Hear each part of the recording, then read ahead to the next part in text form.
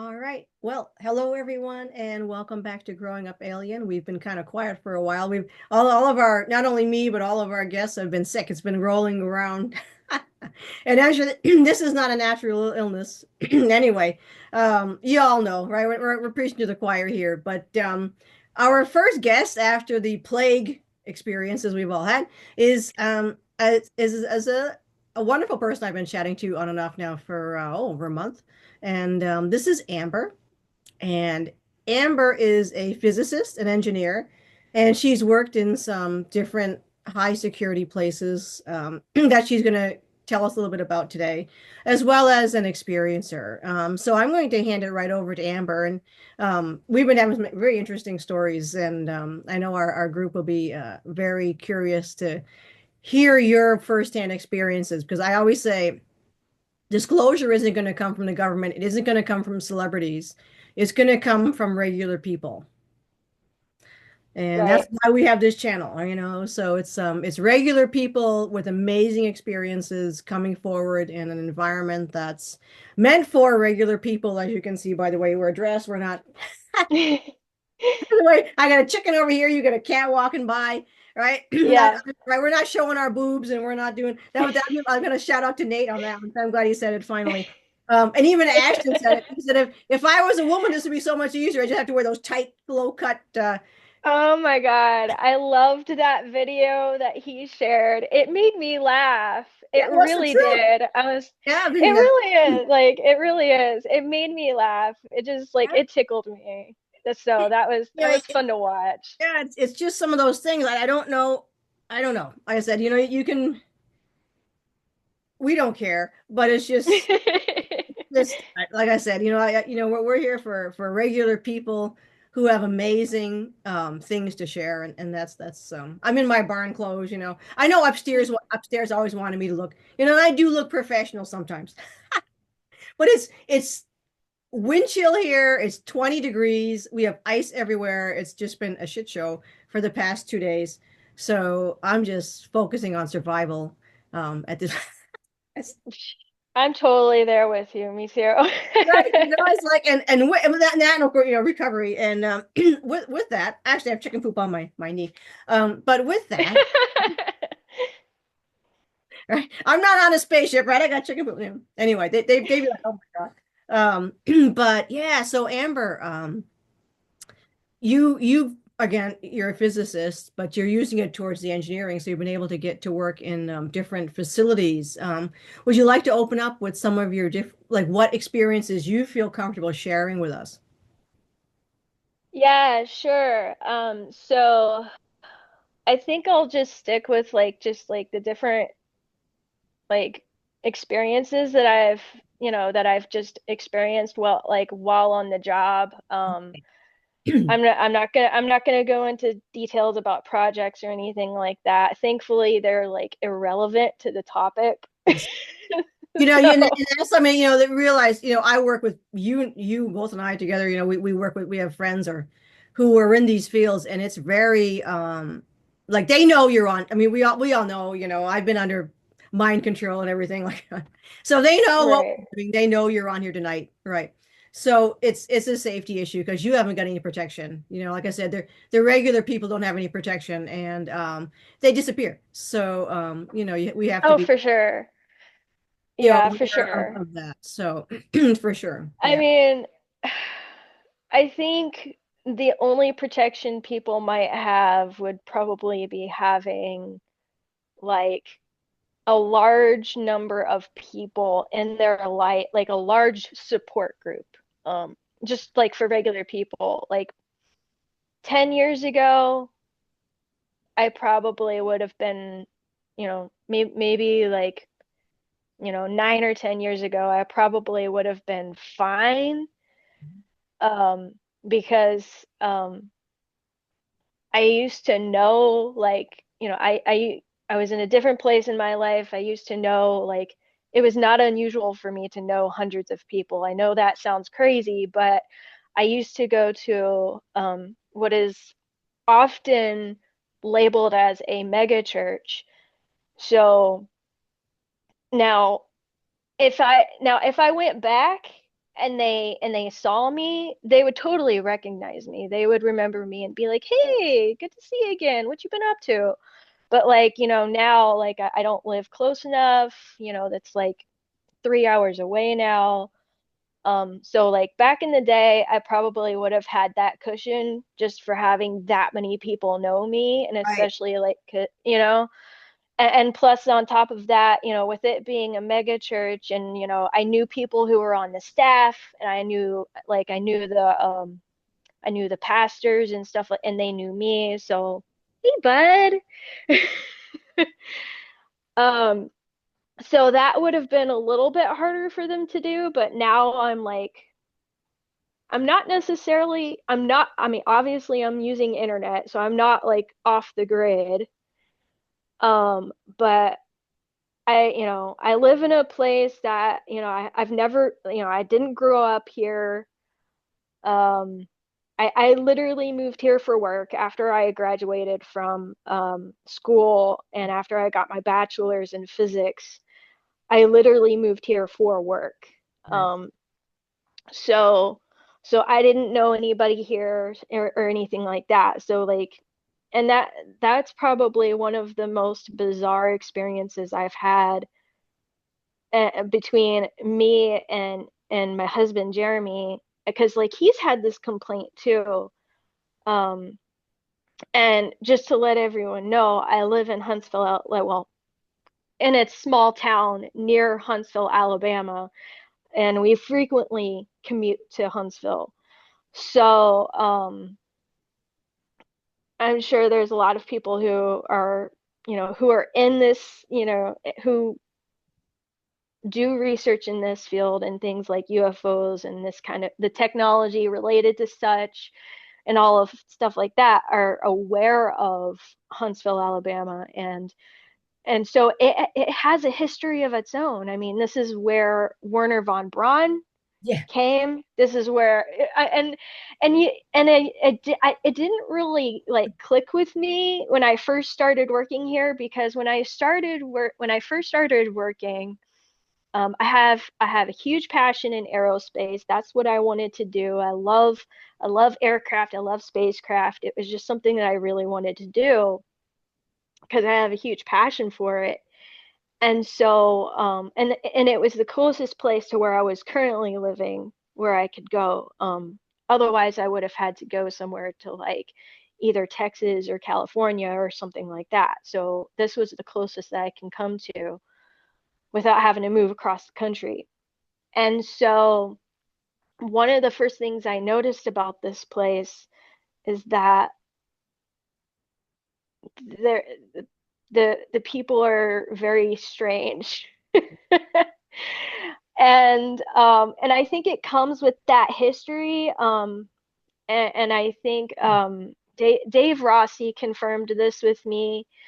Um, and because I like it didn't occur to me, but he basically told me, he's like, yeah, all of those people who were members of Project Paperclip, Oh yeah. they still live there, and now all of their children and grandchildren and great grandchildren are there, and they're going to school here, and so like they're still here, like the families are still here, so that's where that weirdness is Oh, coming from. oh yeah. So and they're, I'm not, because they are polite. I will give them that. They are polite. And because like that was probably the most bizarre thing that I experienced, because coming from Tennessee, Right. I was very used to like that Southern hospitality. And so it was really strange for me not being able to connect with people like on a friendship kind of level. And so that was the first thing that I noticed. Like I couldn't, and 3 years into it, and I still don't have any close friends here. Yeah, it's uh Yeah. yeah, it's one of They those don't, things where it's like they're working with some stuff that's pretty, yeah.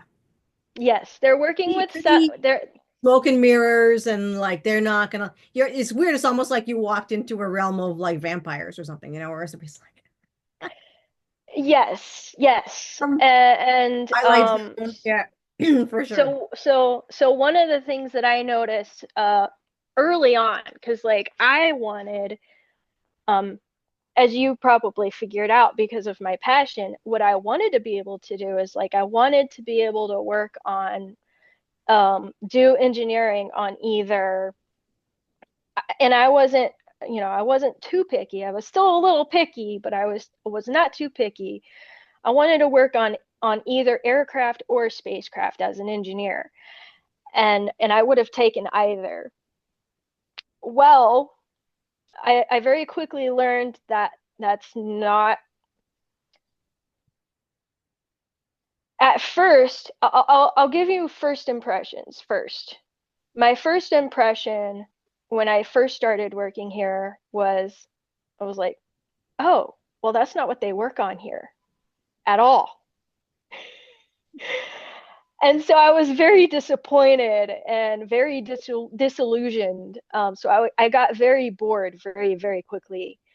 And I kept one of the biggest problems that it was partly my fault, partly their fault that I kept job hopping. But because of my job hopping that I did, I learned that, I mean, which is pretty typical in the aerospace industry. There is a huge compartmentalization Oh.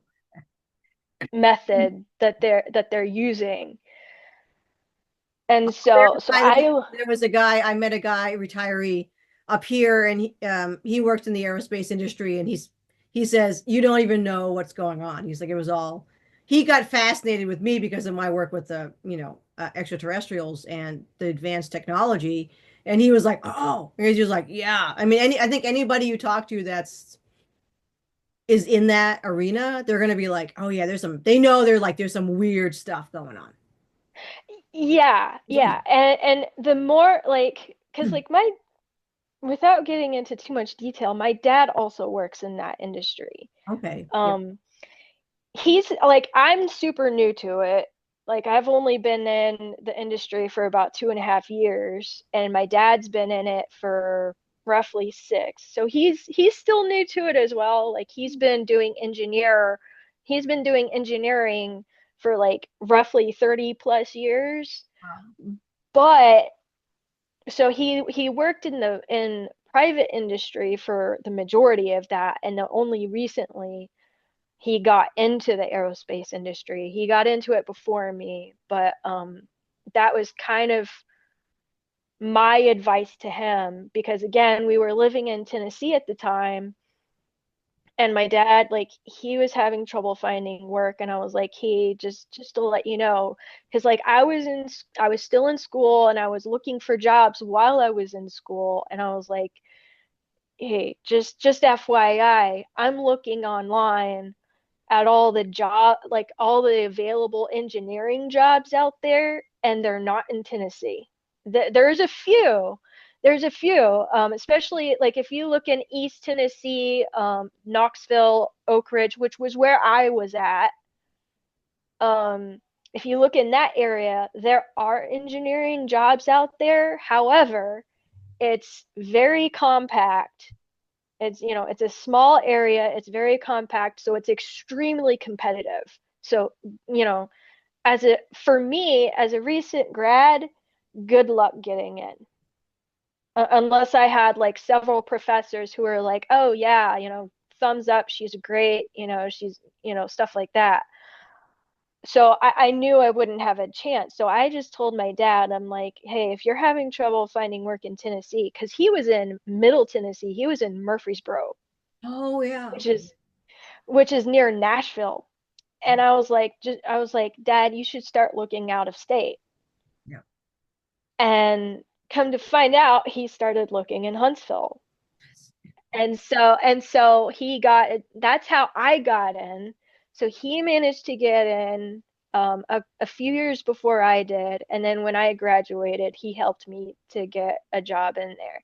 So like, so my job hopping, like I said, partly it was my fault, but let's just, you know, it was partly their fault too, because it's like if someone's, if someone's disappointed and disillusioned about something that they had a huge passion for, I mean, it's like unless you give them the cake, it's like they're gonna leave.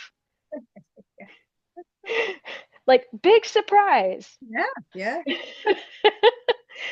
So so that's what I ended up doing because I was on the hunt. I was like, I know what I want. I know what I would love to do because I just, it's, a passion of mine. So I started looking for it. Well, as I'm sure you can, figure out, you can't just hop on a job search site, even the ones that they have available for people who are in this industry.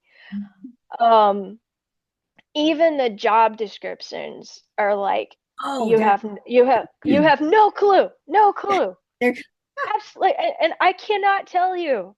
I've gone through like 5 jobs hmm, and accepted all, like, accepting these jobs having no clue what I was going to be working on. yes, that's right. And then you don't find out until, you start the training process and they start be like, okay, all right, so here's all the stuff that you're gonna be working on. Here's your team and all that jazz. And that's when you find out basically on day one. But by then you're already signed and you're just like, why did I waste my time with this? I mean, it's and I think, I mean, I'm sure that there's a reason for that. I mean, Oh, yeah, they're not gonna. obviously, like, yeah, so like, and you can't even figure that out from the interview either. You Oh, you, right. you try like you try to ask, like, and you try to ask to like to make sure, during the interview, be like, well, what you start to learn, as a job seeker in engineering in the aerospace industry, you kind of learn like what types of questions to ask that they will answer, and which ones not to ask, that they're just going to say, sorry, we can't tell you that, at least not until you get hired, right? So so I kind of learned that. So that was part of the frustration. And so, and with me being as picky as I was, I learned that just because they put aerospace on their industry. I'm not saying that they're not doing aerospace, because they do. They probably do have. And so, but I like, just because the company and the industry that they're in, just because it's labeled as aerospace, that's not necessarily what you're promised to work on. That's right. Yeah. Yeah. And I mean, so you kind of have to try to just roll with it, while at the same time you're looking for what, while at the same time you'll be like, okay, well, this wasn't what I wanted it to be, so back to the search, right? Ah, So, and so that was one of the problems that I ran into. So I very quickly learned that it's like, there's, it's a numbers game. It's literally a gamble. There's no way you're going to know if you're going to get the project that you want, unless it's literally just by chance, and this is what was confirmed to me also yeah. by Dave Rossi, that like that either you get lucky or they handpick you. Right. And I How figured they, that out. Yeah, I figured that out pretty quickly, and I'm just like I am like, one of two things is probably a mix of both. I'm either the most unlucky person. I either have the worst luck in the world, or they just don't like me. And that's what I started to figure out. I was like, wow. They just don't like me. And but I couldn't figure out why. And I'm still kind of like on that journey of like figuring out why they don't like me. Because I'm like, I know, like, they know that I know that they know, Exactly. right? That's, I was just gonna, they know you're not a dark personality. They know you're not someone that they can push over. Some people are just not. They look for those people they can control and manipulate. There's that. Then they look Yeah. for people that are easily like swayed in different directions. So if Hmm. you're someone that comes across as having um, a sense of self-discipline and a morality and you know, like you're like, hey, I stand for principles. They don't want that. Right. Everything they don't want because everything that they're doing is dark. Right. If you're gonna walk into Right. a den of thieves, you don't want to be Mother Teresa. You know, it's like I say, it's like they're already sussing people out, and they use telepathy and all that stuff. Hmm. Yeah. And that's what they're looking for. You know, someone that they can, someone that's going to play their game, basically. That's Right. And I had already, like, without realizing it, I had already made the decision not to play that game because it goes back to intention. yeah. Because, like, as we have quickly learned, very, very quickly learned from people like Ashton and other people who do these kind of investigations, when we find out, oh yeah, they've totally weaponized all of this technology. Oh yeah. Oh yeah. Whereas someone like me, Hmm. where it's like, hey, let's go make ourselves a spaceship and let's go explore the universe Oh, and make a better and they're already up there doing that, but they're assholes. I mean, right, they're, right. But I'm thinking they're of it. I know some I'm people who think like these Yeah. people. I think they're white hats, and they are in a way, but I wouldn't trust them, any of them. And it's like they're up there now. I mean, they've been up there for a long time. Um, Ripping off other people. I mean, it's just they're just garbage. I mean, and it's challenging. I know my husband works with them, and it's like they don't have any morals. It's all about greed, and they have a weird. It's a philosophy. Yeah. That's, I guess, good or bad because people who have this aggressive kind of philosophy, they feel that's the way they have to be, and that's the way that the universe works. You have to be aggressive. You have to attack people. You have to get things through force. You have to kill. That's their philosophy. They think that's the way things work. So it isn't like they're bad people. They're just believing that aggression and domination and violence is the only way that you can exist. So it's just a matter of difference in ways of being, I guess.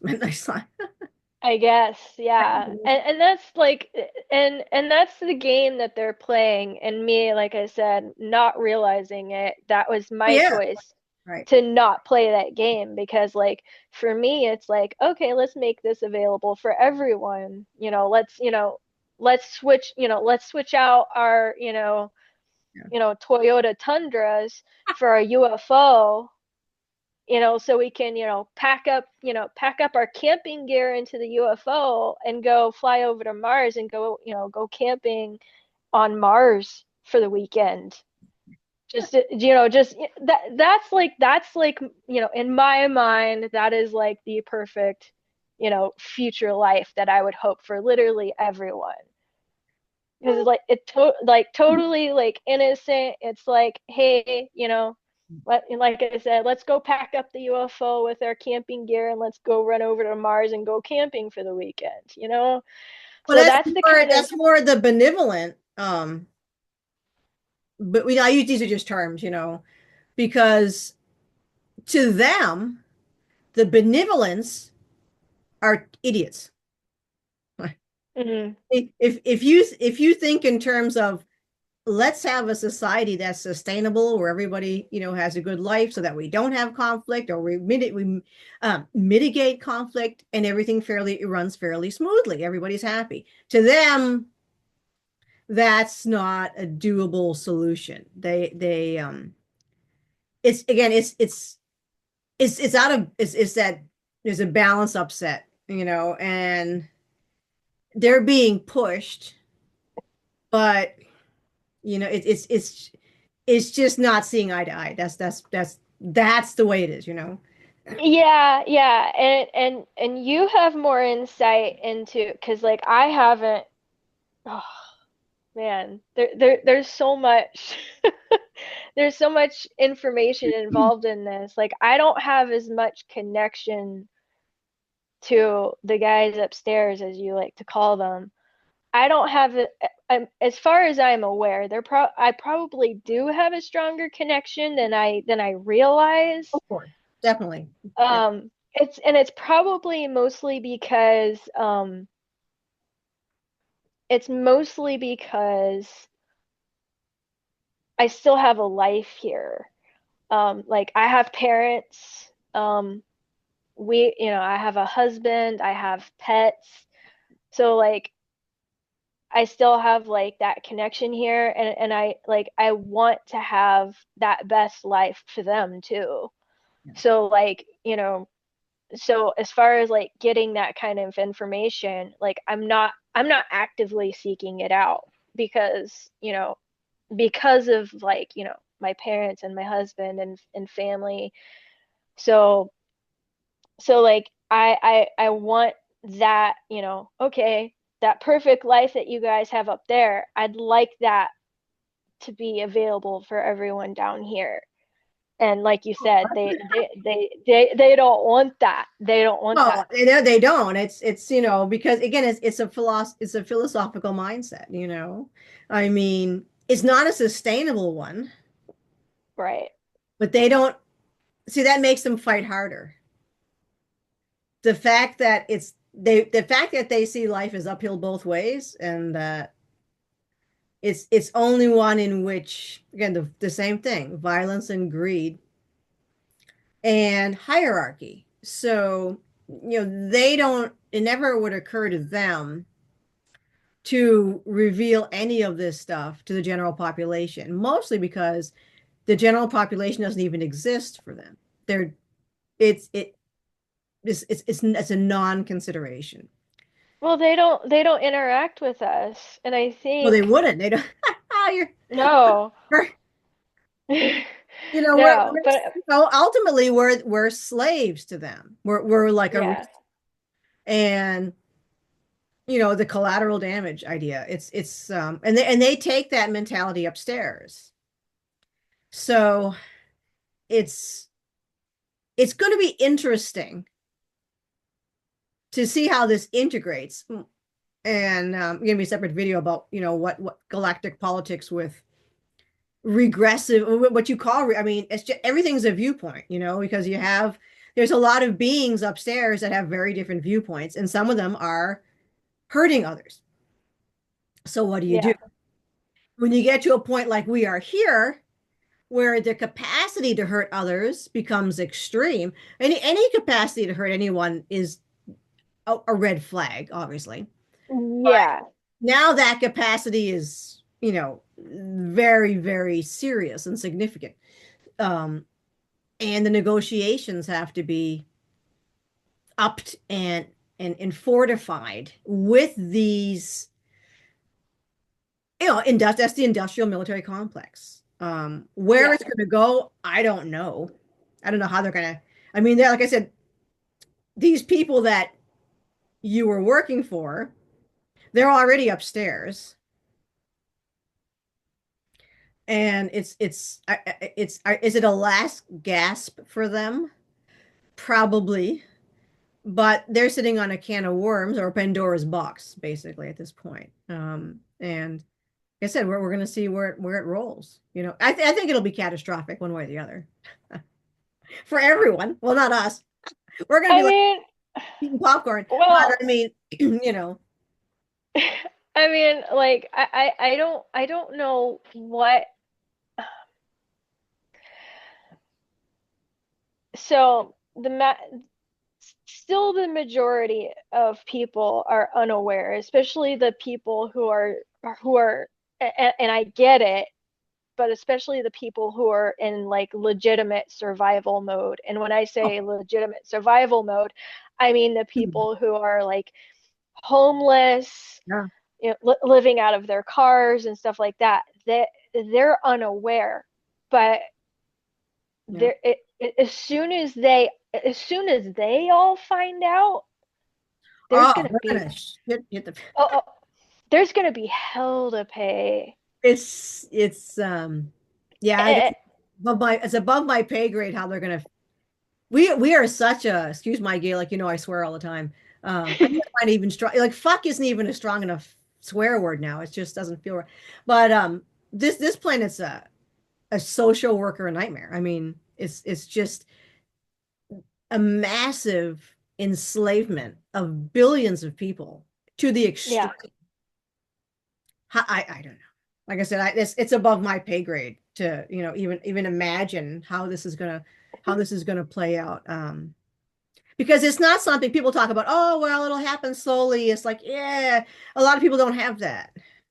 If you're homeless, no. if Mhm. you're a couple of months away, because the system is set up to create turmoil, that they want that. Yeah. And your average person is nothing. Now we know that's not real, but the way the system, this is not, I'm mean, kind of resetting the way prison planets, this sounds cool, but technically this is not a prison planet. It's a slave planet. Yeah. So all of the beings on this planet are slaves. Yeah. And you've seen mind control down where you are, mass mind. Yes. Yes, on literally a mass scale. Yeah. And I'll just repeat it again for the people watching Yeah.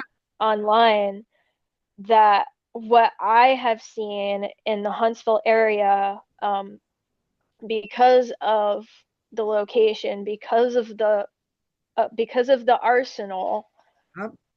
I've discovered that there is a 100-mile radius around the Huntsville area. Huntsville is the center of this particular location, and I'll explain why in a second. Because like I've seen the effects going outside of this 100-mile radius, and it's massively different. So, as I'm sure your audience is well aware of, is DEWs, Oh, yeah. and they have them at the arsenal. And I would say, based off of the mood of the population in the area, Mhm. the they have the DEWs on at least 75% of the time. Yeah, that's wild. Yeah. Yeah. And the only time I've seen it where like there's like and you can tell by people's moods, Yeah, of course. because they're grumpy, they're hostile, very, very hostile when it's on. And you can tell when it's off. You can tell when you're outside of the range. Yeah. And it's completely gone when it's off. It's completely gone. When you're outside of the range, it's completely gone. So what you see on the other side of the coin, when it's either off or you're outside of the 100-mile radius, Yeah. is people are peaceful, they're more respectful of you, and they give more dignity to you. That so there's like a clear difference Mhm. in the people's mood. Mhm. um it doesn't affect me as much, but I can see the effects, and I'm just like I can totally, like, I can totally tell when people are like, when I can tell when it's on and they're being affected, because I'm just like, okay, I'll just give you some space. Yeah, because it's um yeah. and, People and, and don't. this is when people ask why don't they just come sailing in and save the day? And so a lot of it is chess game stuff because what you're witnessing there is exactly makes it easier for me to explain what's actually happening in this war. They think nothing of massacring large numbers of people. I mean, millions. They think nothing. So Oh yeah. what they're actually showing is to the um, side that's trying to clean this up. And I'll be honest, they're a little fishy. Not the well, even some of the ETs are a little Um, but people have this, you know, Lone Ranger and Tonto idea of things as the good guys and the bad guys is nothing like that. Um, there's it's yeah. Anyway, so what they have in the setup there is if you guys on the benevolent side, we'll call them that, do A, B, or C or push too hard, we're going to kill or mess or whatever. Or they're actually showing like we'll wipe out. They can easily kill all that radius. Hmm. So that's how this war is being played. It's an extraterrestrial war, obviously. And Hmm. massive amounts of death are common in extraterrestrial conflicts. So they're just trying to mitigate that because then it would snowball because if you suddenly had a DEW released, say in Huntsville, and all those people drop dead, like birds falling out of the sky. Right. They're killing animals too, of course. Yeah. Yeah. The rest of humanity would start losing its shit. So it's like you can see where on another planet that hasn't been and I don't blame humanity for this. There's a frequency that's been around this planet. There's massive mind control, you name it. You're right. Right. They're not as aware of what's actually happening. Where I say you had another planet, yes, massive death is tragic no matter where you go. It's like, but you don't have that ontological shock on top of it because the other planet knows they're not alone in the universe, that there's ETs that are attacking them, that it's a matter, yeah, there's good and bad guys, and there's a galactic wars going on for like ever. So it's not so like, I mean, it's rock and roll, obviously, but it's like it's not the layers of it. So, Right. and you have to see this stuff as you are, Hmm. process You it. you have to be in the middle of it. Yeah. Yeah, and like, because like I've barely scratched the surface, but Oh, for sure. but I've seen just enough where I'm just like, huh. So that's what they're up to. Yeah.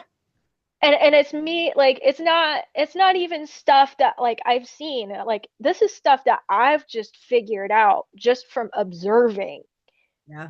just this is like that has nothing to do with like NDAs or anything like that or Right. any projects that I've worked on. It's just stuff that I've observed Yeah. while being here. If I was still in Tennessee, completely different story. I would have been clueless. Yeah. I would have been totally clueless. But now, now that I've been in the middle of it for roughly about 3 years, Yeah. um, and especially I especially see it more often with the job hopping. I see it, my it's kind I've seen it more because of the job hopping, but and that's probably why they probably at this point they probably see me as a threat Oh, yeah. No, yeah. because of the job hopping, and I've seen like all the little bits and pieces of it, and they're like, "Ooh, she knows too much." Even though I'm only getting like a fraction of each little piece, Yeah. it's like I still get, even with the fraction of pieces that I'm getting a larger picture. Oh, yeah. Well, they use mind control and telepathy on everybody that goes in those places because they're looking for certain people. So people like you, they don't want. You basically have balls. Mhm. You don't want that. Not on they want someone who's got greed, someone they can manipulate. Mhm. It can just be greed. Some people just go crazy for money and they'll do anything for money. So they'll sign an NDA because they want, $100,000 salary. They're looking for that. People who don't have the moral compass. If Hmm. you have a moral compass, you can't work there because they're nothing they're doing. You're going to be like, what are we? You're all. It just they do kill you ultimately. Well, Oh yeah. Oh because yeah. you wouldn't be in there anyway. But they look for people who are well, ones that they may have threatened, and are like they got in too deep and they get stuck. And we know people like that. They're kind of stuck there. And then it's kind of a weird negotiation between like, okay, this person knows too much and they're very talented. We don't like Yeah. they are as a personality, but we're going to threaten them within an inch of their life and bring them in. There's that. And then there's just people who are, you know, don't have any morality. Like they're violent. They don't give a shit. And I'll be honest with you, some of these people that are going to be coming forward were murderers. Well, I call them murderers, but they were It, hitting. it it would not surprise me. It would not surprise me at all. They were killing people. They worked in the shit. If you're working with this tech, if you're working with the ETs, not everybody. I mean, but the ones who are like picking this stuff up, you're in Hmm. the murder. The people that are in that division, you got to be an asshole.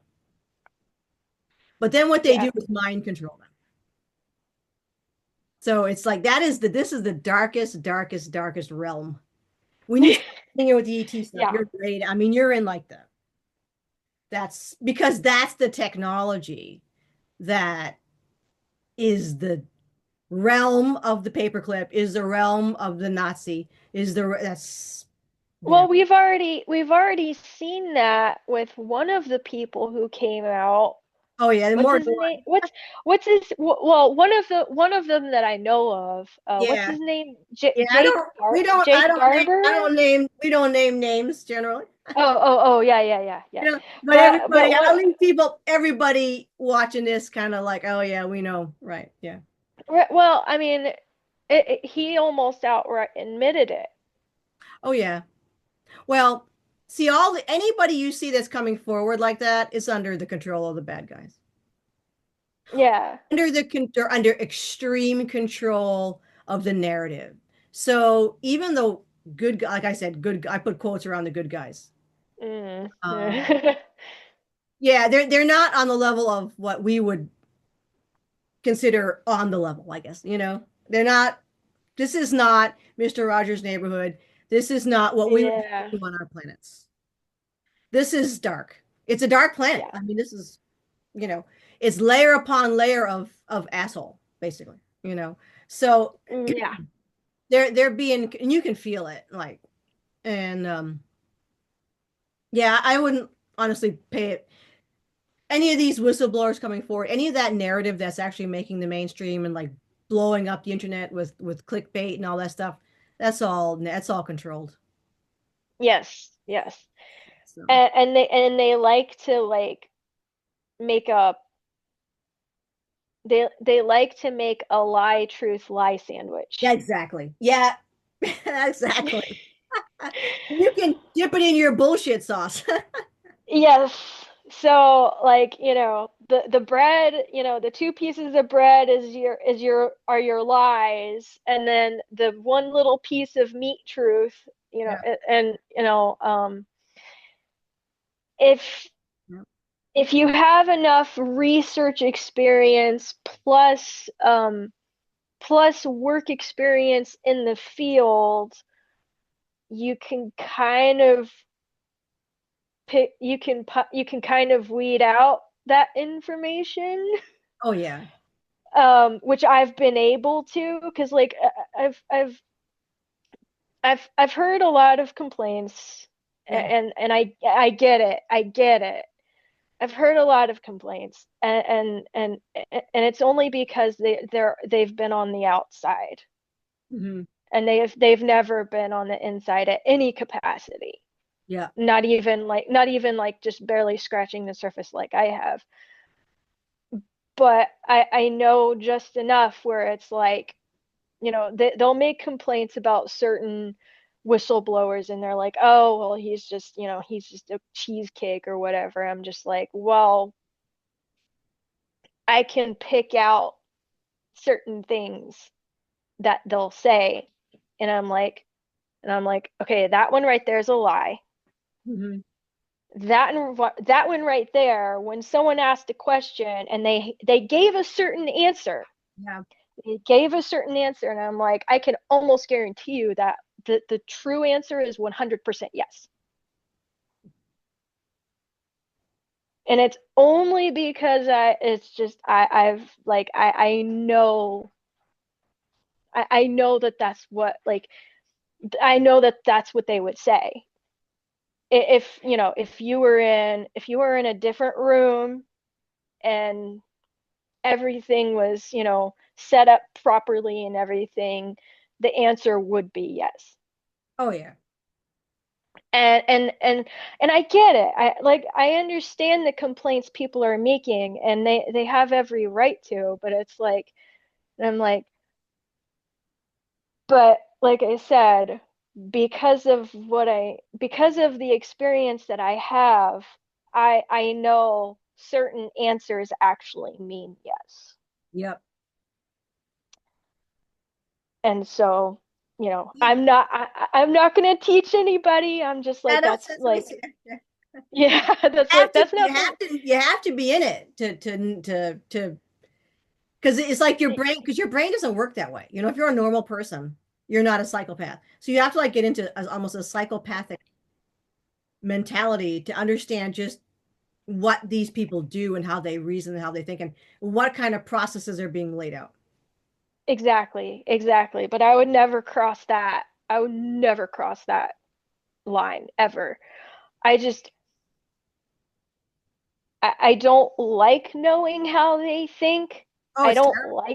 I don't like knowing that, but at the same time, it's like, it, it, it gives me that like protection layer. It's like, okay, if I needed to, these are the kinds of signs that I would need to watch out for. Yes, exactly, exactly. Um, you guys wouldn't have to worry about that because you never worked in the field. But like in my case, it's like, okay, what kinds of things would I need to watch out for, for signs on like, okay, are they trying to recruit me? Are they trying to, you know, get rid of me in one way or another? Are they trying to like, and I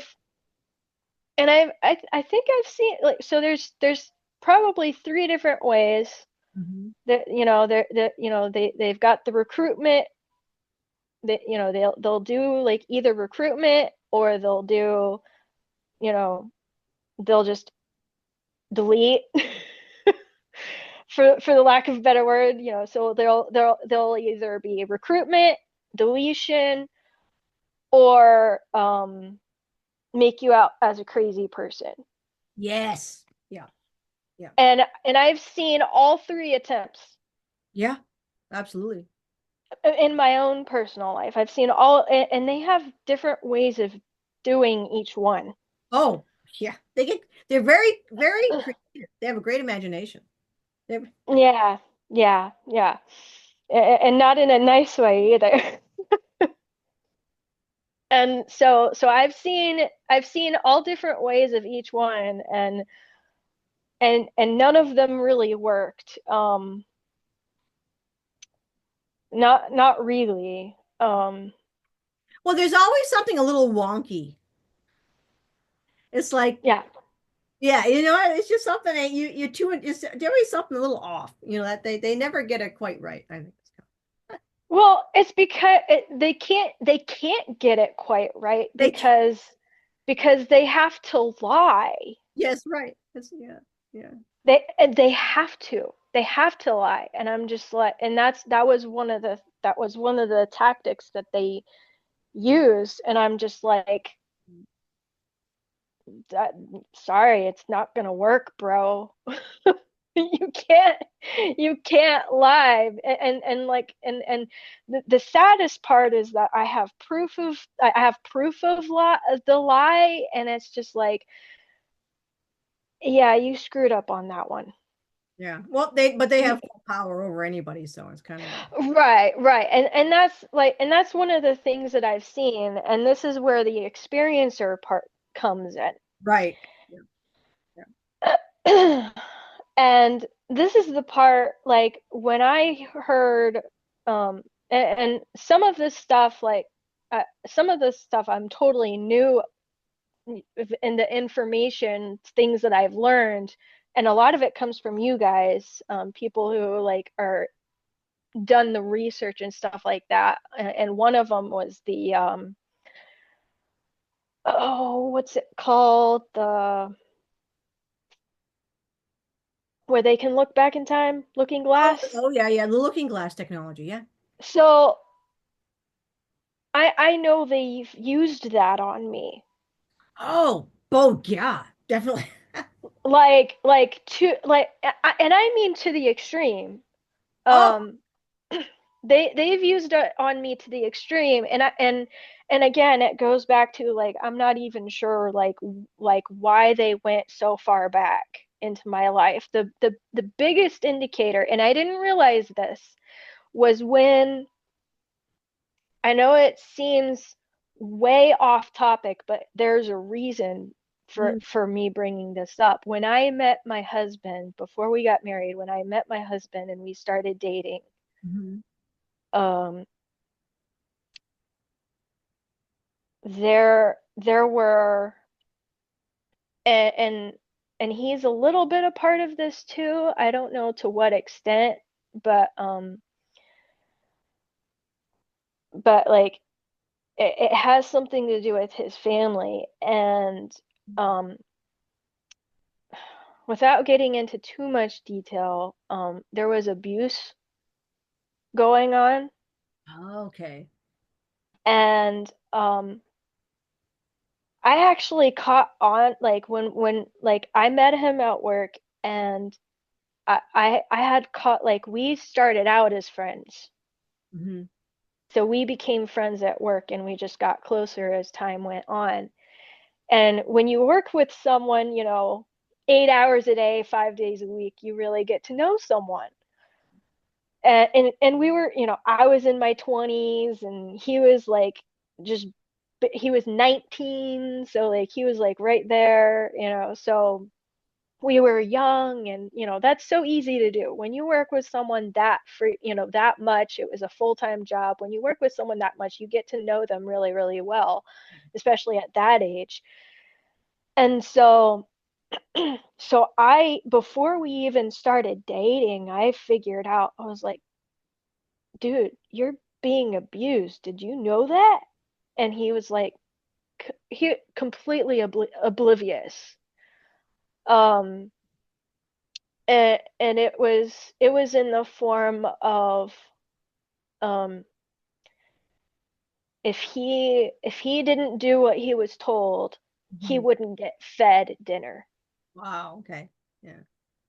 And I like, it was instant. I immediately knew. I was like, dude, you're getting abused. And he's like, what? Yeah. So he was like, he had no idea, because that was something that he grew up with. Yeah. So long story short, we started dating. So I ended up getting caught in the middle of it, and there was a major jealousy battle going on. And that's where the mind control comes in. Not on my part. Right. It was on the family member's part. Oh, yes. They were the one who, and I've noticed that about my life, throughout my life. They cannot, I've learned they might be able to like manipulate my emotions, but they Right. have to do, they have to do it out from outside sources. They Mm, can't they can't penetrate. I don't know what it is, but for some reason they can't penetrate my brain. yeah. So they have to use outside sources to manipulate my emotions, but it's tricky for them. So they have to do a lot of that. I know, like I Hey, said, it sounds crazy. And no, at the no. time Hey, and no. at the time, yeah, at the time I didn't know that's what was going on. At first I thought it was just like I thought it was a fluke at first. I was like, does this always happen? I was like, is this normal? I mean, this he was my first boyfriend. I mean, so I had no clue. I had, before that, I had friendships like where, I had friends where I became friends with my friends' parents. And so I saw my friends' family dynamics as well. So I saw not only my own family dynamic, but I also saw my friends' family dynamics. And from what I saw so far, leading up to that point, what I saw was pretty healthy. I mean everyone has dysfunction, but from what I saw was pretty healthy for the most part. So when I saw his family, it was like the best way I could describe it was the first time I walked into his parents' house. And I've always, like, whenever people ask, I said I will always describe it that way. And I'll continue to describe it that way because it is the best description. The very instant I walked to his parents' house, it was like a heavy black cloud Mm. was hanging over the entire house. Yep. And I was like, and I had grown up, in a healthy home. I had friends who had healthy homes. I had never seen that before, so it Yeah, was strange. you pick it up It right was strange. away. Yeah, yeah, I picked it up right away, and it was bizarre. Yes. Yeah. Yeah. I was like, this is strange. And so when and that was when we were just friends at the time. Was when I first started going to his parents' house, was when we were just friends at the time. So fast forward, we start dating, his family members start attacking me because they see me as a threat. They're like, oh, here comes the girlfriend. She's coming to steal our perfect little slave. And I figured it out pretty quickly. I was like, oh, yikes. But I mean, I cared enough that I didn't want to give up Right. because like I knew what I had was someone worth fighting for. Right. So so long story short, we get married. We deal with a couple of years, like I don't think we even made it. I don't think we even made it through our first full year of marriage before we literally cut contact with his entire family. Oh, okay. Yep. It might have been a full year, but not much more than that. Hmm. And so I think we were barely through our first anniversary when I was like, all right, there was an incident. We were trying to take care of ourselves while at the same time trying to be respectful, which, in that kind of family dynamic, you can't. It's just not possible. Um, so we were going through a book, which I think it's a very helpful book. It's called Boundaries. And anyone anyone who is going through any kind of abusive relationship, I highly recommend that book too, because that's the whole point. Now, I don't remember if they talk about it in the book, but Jeremy and I came to the conclusion that we had to cut contact with his family. Um, but like we were going through that book together, we were reading it out loud to each other. We were taking turns reading the chapters to each other out loud. And so we're like, okay, well, let's talk to the family and try to draw boundaries, like the title of the book. And when we tried to do that, oh man, That, It was like World War Three. okay, it was, they're not gonna. Oh no. Oh, they were not going to have it. Absolutely not. So let's just say the the person who was the main problem, I allowed that person to have the last word,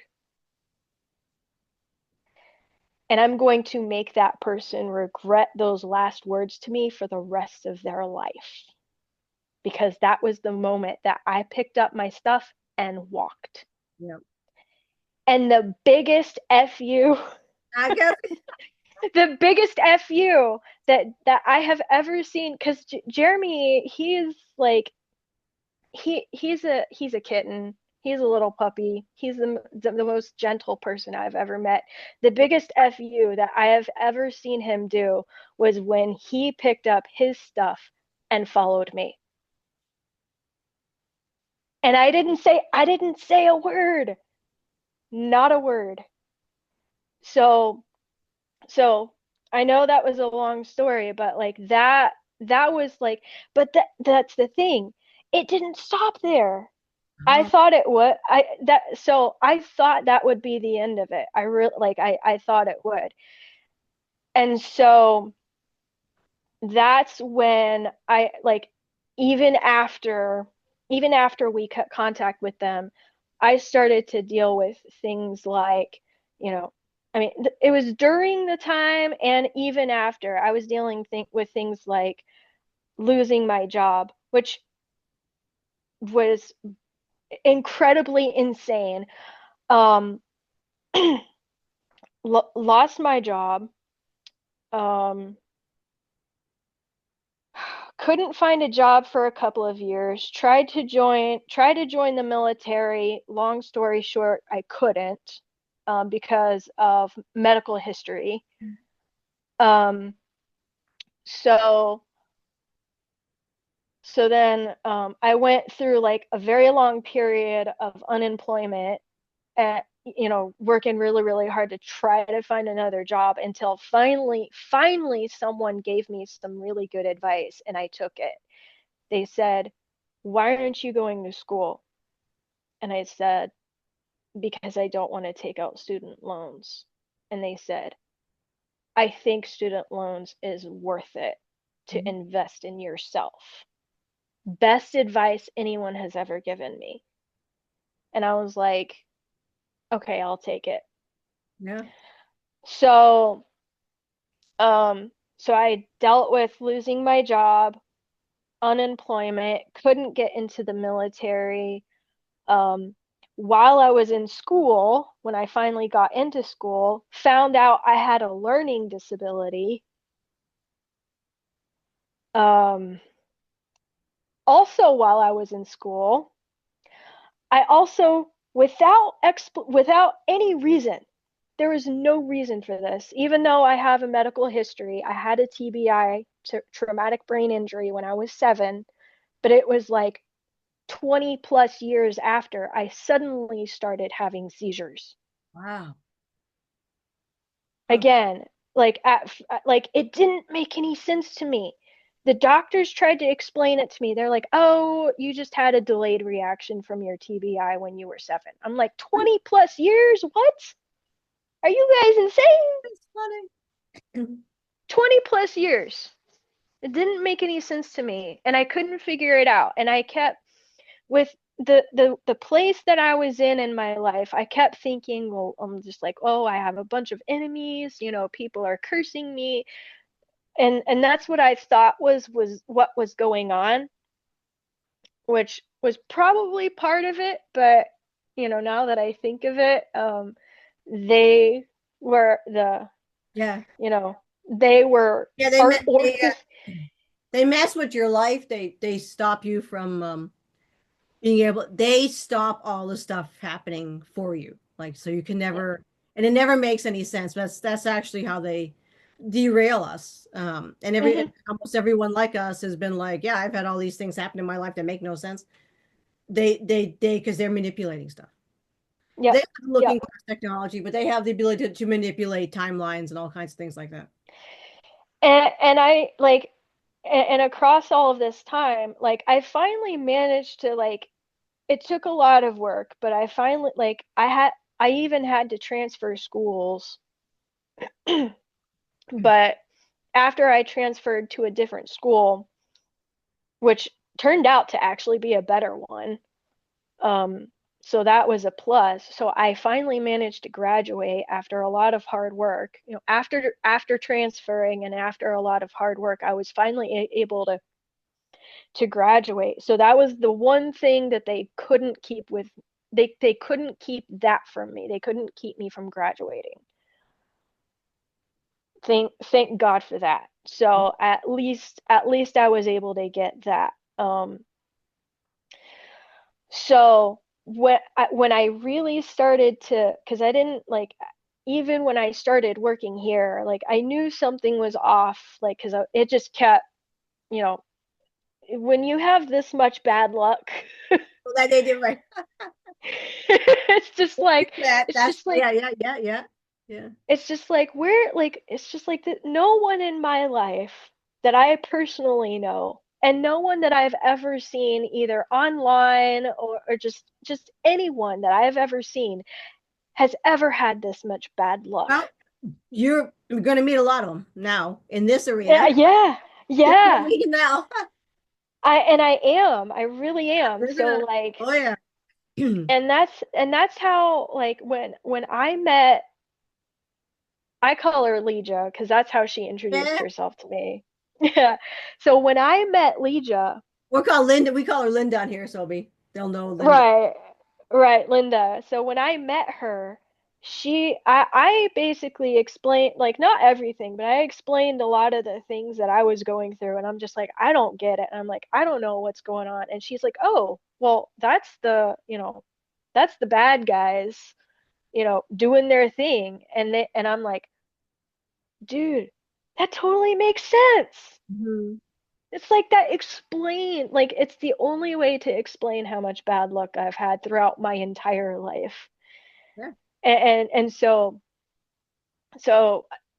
that was one of the things that like and she really opened up the door to that. And one of the things that I managed to find out because with her opening that door, I did a little research and come to find out there is an actual um I believe there's an actual patent for it too. There is an actual DEW Mhm. that has been patented that induces seizures. Sorry Oh, about that. absolutely. Absolutely. Yeah, and I was like that makes total sense. That Yeah. explains it. Yeah. So just a second. That No, that. Oh that yeah. alarm is like that alarm is like time to take your medicine. Oh yeah. Absolutely. No. So Yeah. yeah, and They and just it's kill. They remote kill people too easily. yeah, yeah. So and I didn't realize that that's what was going on until I found Linda. She told me what was going on, and so I started to do my own research just about my own personal life, and I found that patent, and I was like, well, okay then. Yeah. So The people that you were working with that you thought might have been extraterrestrial. Where was that? um, so the one guy, um, I'll go ahead and tell the story. Mhm. So it was my first job.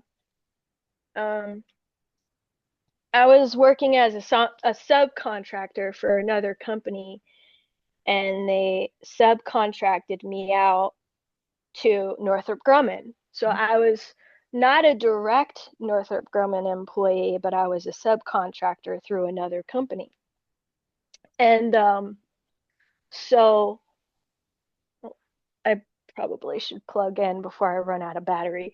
I always keep ready because Yeah. sometimes I don't. I'm like, oh no. Yeah. And they won't tell you either. They're like, "Oh, your battery's about to die." Batteries up. So anyway, so the my first job well, I was subcontracted out to Northrop Grumman, and when I was telling you earlier before we started recording was in the work that we do, in the facilities that we work at, there are no windows. Yeah. Oh, So I like, just so I don't go crazy, I have to get up and walk around. Sometimes, like if it's cold and rainy outside, I'll walk around in the hallways. If it's nice outside, then I'll walk around outside. Well, on the cold and rainy days, when I would walk around in the hallways, this guy, I would very frequently, like it was almost like he was intentionally, um, kind of kind of bumping into me every time I would go walk around. Very, very nice guy. Never like spoke an actual word with me, but he was very, very pleasant. Um, he was tall. He was tall and skinny, had kind of light brown, almost dirty blonde color hair. Um, Short, he had it cut short, and he had blue eyes.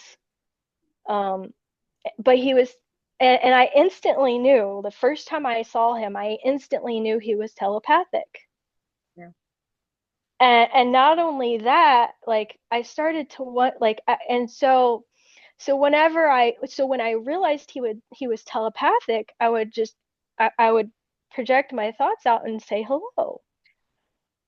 And I wouldn't get like the actual like word response, but I would get like a friendly recognition from him. And then after a couple of times, I finally started to realize he's totally extraterrestrial. He's not from around here.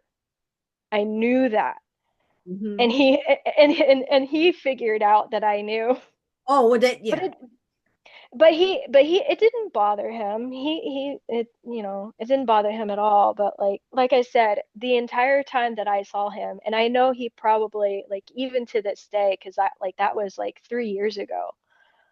Even to this day, he probably is wondering how I'm doing. But Well, you could, he yeah, and probably. that because he's been reaching out to you, so you can reach out back to him. Oh, oh, absolutely. And I thought it was so strange because, like, I mean, at least the project who knows what project he was working on, because he wasn't Yeah, on my I'm team.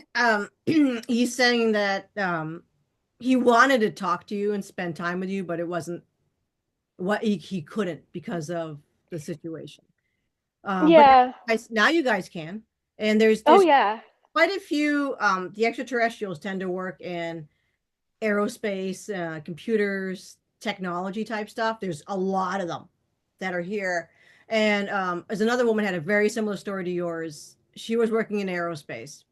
And oh, there's little buddy. So she would meet this young same thing. This young man would come around, she's like, oh, strange. And he would be really friendly. And he spoke to her. And she said, but he was so friendly. It was just odd. Like, it is just strange. And he would kind of like, stalk the and she would be kind of like, oh.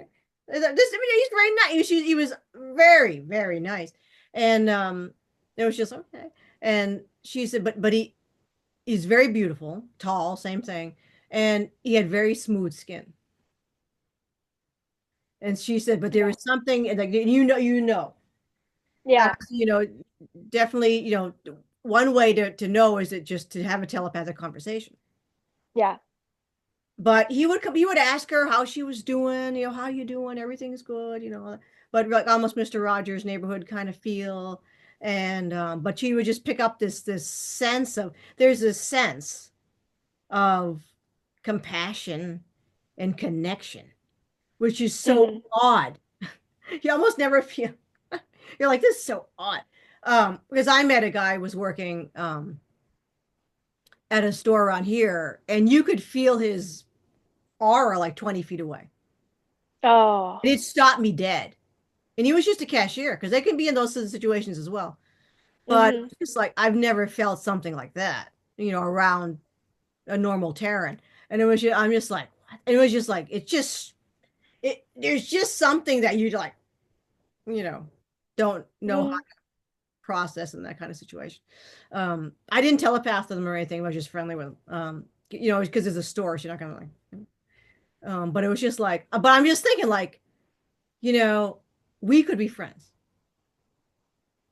which is odd for me because people know me. They don't know. My husband is like, oh yeah, you're not really. I was like, this guy would be like, I like you. And for me to say that to another, pick possibly, on Earth is like, very rare. But this was the case. Um, but yeah, for sure, for sure. And there's Oh another yeah. that you met too as well. You thought might have some. Yeah, so this guy, okay, so the first guy, very, very friendly, Mhm. absolutely extraterrestrial. And so, um, and I and he probably knew that because I actually left that one. I left that job, and he probably knew that I was going to leave. Oh yeah, yeah, yeah. Um, So I feel that, yeah, he's definitely. I would connect with him. He's definitely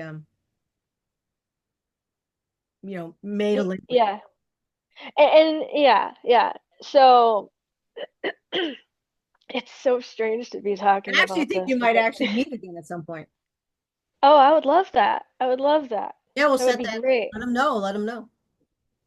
Absolutely. I mean, I'm pretty you know what? He's still in town. I know that. Yeah, they have to be careful, He, but you definitely can yeah, because they can be yeah. taken out and you put you in danger as well. So it's kind of Right, right. And there are ways to make that safe, but yeah. I'm not I gonna feel. I say mean, that. it may happen. Just set the intention to meet him somewhere. Maybe you may meet him off planet. I don't know. It's just it might happen. Yeah, yeah. So there Okay. was You that ever go to? experience. Do you ever go to cafes in your? Hmm. Okay. I do. I do. You There's might meet. one. Might meet some more there. Um, there's a wide variety of people that go. There's one coffee shop that I go to frequently. Okay. Um,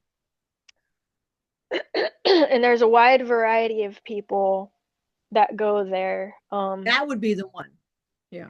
Yeah, and it's such a wide variety of people that go there. Like it's just because oddly enough, we also have a big we have a big medical um I guess service in They work. Huntsville. They work in medicine as well. So anything Okay. for like STEM, I guess they call it STEM, so that you'll see a lot in medicine. Frank actually told me it was when was it? 2 years? 2 years ago, maybe? It was before Semyasi told me about the main down, bunch just came in. But Frank was telling me a bunch had been brought into a lot of the medical services. Okay. They're working Okay. there as well. Yeah. That makes sense. Okay. That makes sense. So we've got like a large medical presence here too. So we've got like there's several doctors and nurses and stuff like that. So I see it a wide like especially at this particular coffee shop. Okay. I'll see I'll see people in uniform like our army, like I'll see people in army uniform because of the arsenal. I'll see people in, your usual business attire. I'll see people in in scrubs, Right. all in this one coffee shop Yeah, that's the because coffee shop. it's If you're going to meet yeah. him. So yeah, that would be the place. So this other person, this other Yeah. guy, Yeah, the other one. yeah, this one. I have to be careful with what I say with this I know you have a place hard time. because I know. yeah, because this particular job is a different job, different location, and different company as well. Yeah. And so at this location, at this job, I worked with a wide variety of people. I worked with civilian contractors and uh, army officers. But I just got I never get headaches. I just got a pain like right here. Oh God. Oh, I'm so Oh, keep sorry. going. No, no, oh yeah. So that's just confirmation. And I like in this place, ugh, this It's like place. really So right. I tell them right now, you're not going to stop me. They know they're not going to stop me. yeah, yeah. So I'm not gonna tell like what my project was, but I was just, I was an engineer, just doing my job. And this guy that I met, like he was he was telepathic also. Right. He even told me, like he told me that he was telepathic. He can read people. And um, the interesting thing was that like so he knew he was there long enough that he knew pretty much everyone there. And he knew, I mean, because I told him, he knew I was gonna leave, um, because it was that job was a mess. That was a hot mess. So I was gonna leave, and so I told him, and he actually tried to convince me to stay. Hmm. And he said, so there were a number of things that he said about that place that I kind of picked up on, and he was just basically confirming for me. Um, that that job or that location, he said, was like the Twilight Zone. You better believe it. Oh yeah, Yes, and absolutely. it absolutely was. It absolutely was like the Twilight Zone. And the way he described it, I was just like, yeah, that tracks. Um, And he said the reason he said, which I'm confused about this guy, to be honest. I'm not really sure. Maybe you can read him a little bit more than I can. Um, Fighting them off right now. but I find that they're winning. I'm getting like these waves. It's like because that's what they do for people who like when they hit you, then your side pushes it, but they keep hitting back. So they're like pushing, hitting, pushing, hitting, pushing, hitting. So when people have attachments, like they're winning because I can feel it just they're like it's like this right now. oof, When people have something with them, I mean attachment in the sense of a handler. Um, when you try to get that stuff removed, even galactically, they just put it back in. So you're in a constant like.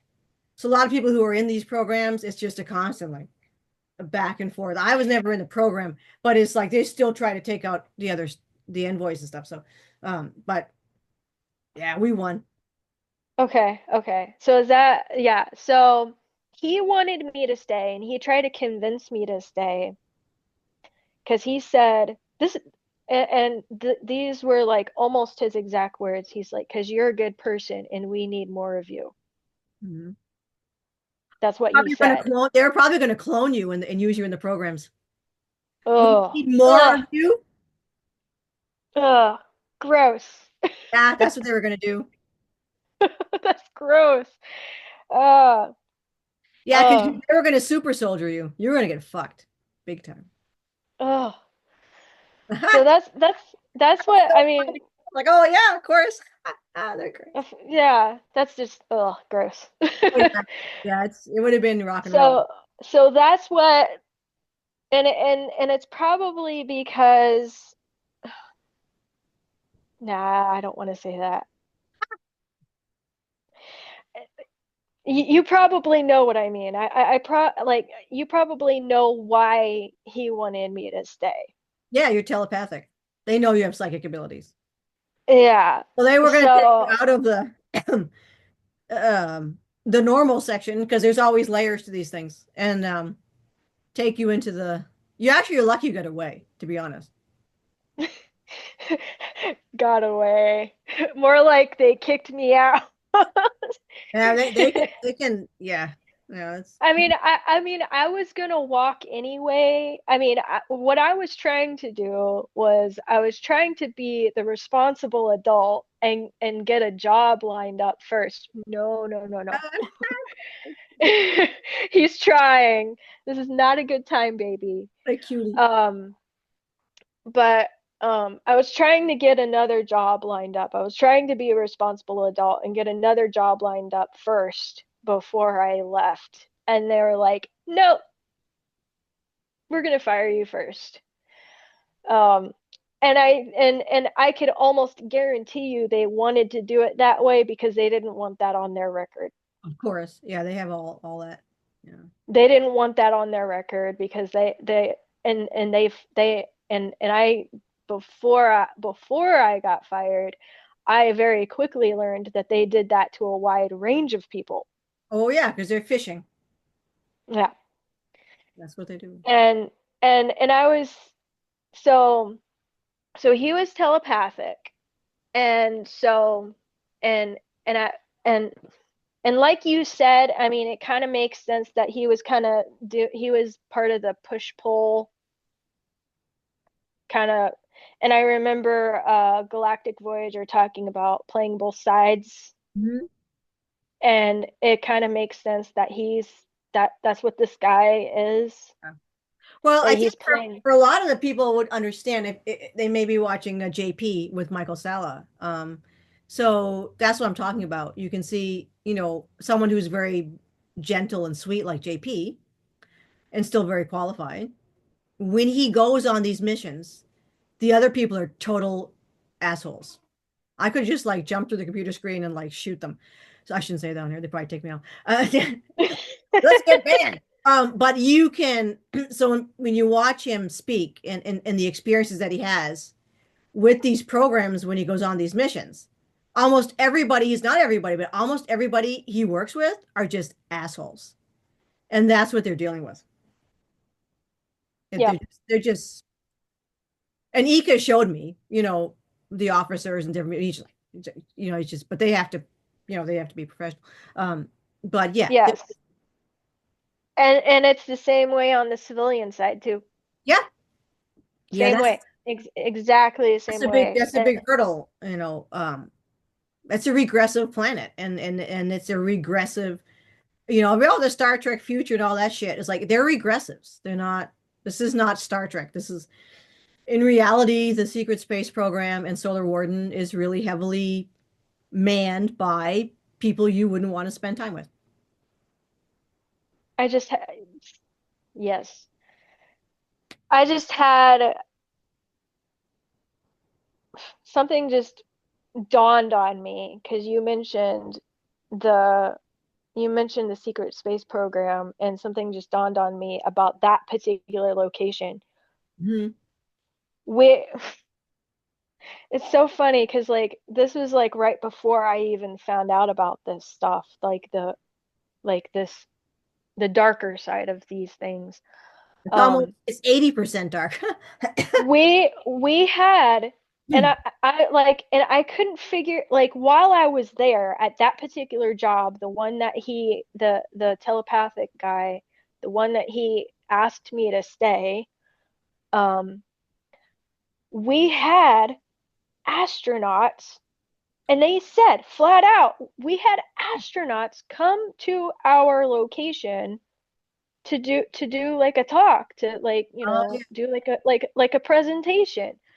And I was like, and they would advertise it to us, like Yeah. they would send out like a mass email to all the people working at the location saying, "Hey, we've got, astronaut so and so coming to talk on location." I'm like, "Wait, what? We have an astronaut here? We don't even have we don't have a Cape Canaveral. We don't have, like, a launch pad." And you mentioning the secret space program right after I was talking about that job, that's what they're talking about. Yeah.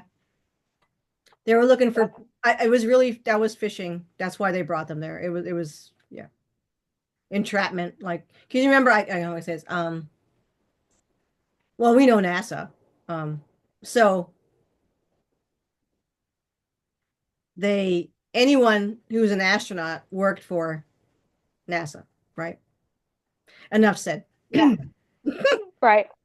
Right. How that the astronaut like the astronauts aren't bad people. They just were warned, let's say. Yeah. You could Yeah. find Yeah. yourself sucked into these because you're if you're most people are decent people and you're moral, and before you know it you get sucked further and further and further and further because you don't think you see crazy stuff and you hear crazy stuff, but your mind doesn't process it. You're like, oh, I must just be making that up, right? And then they find themselves deeper Or and deeper and deeper in. or you see it happening, like especially in my case, because at the time, like I said, I didn't know. I was like, I didn't know what was going on. I knew Well, it was no, weird. I exactly. knew I knew it was weird. I knew it was bizarre, but I was like, what in the world is going on? And then I met Linda and she explains it to me and I'm like, okay, that makes That total makes sense.